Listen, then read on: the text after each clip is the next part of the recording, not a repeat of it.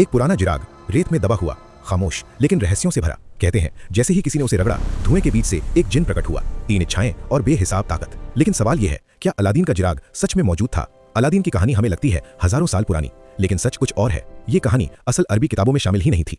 सन 1704 में एक फ्रेंच लेखक एंटोन गलांड ने इसे दुनिया के सामने रखा। यानी जिस कहानी को हम हकीकत मानते हैं वो शायद बाद में गढ़ी गई थी।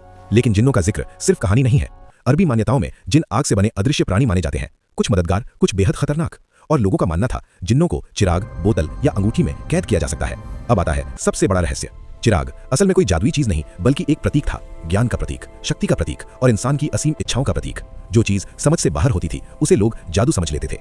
कुछ थियरीज कहती हैं चिराग एक भूली बिसरी प्राचीन टेक्नोलॉजी हो सकता है। आज जैसे एआई हमारी बात मानता है, मशीनें हमारे लिए काम करती हैं, वैसे ही पुराने समय में इसे जिन कहा गया होगा। तो क्या अलादीन का चिराग सच था? शायद नहीं, लेकिन ये कहानी हमें ये जरूर बताती है कि इंसान हमेशा से शक्ति चाहता आया है। शायद असली चिराग रेत में दबा नहीं है, बल्कि हमारे दिमाग के अंदर है। आप क्या सोचते हैं, अलादीन का चिराग कहानी या कोई भूला हुआ सच?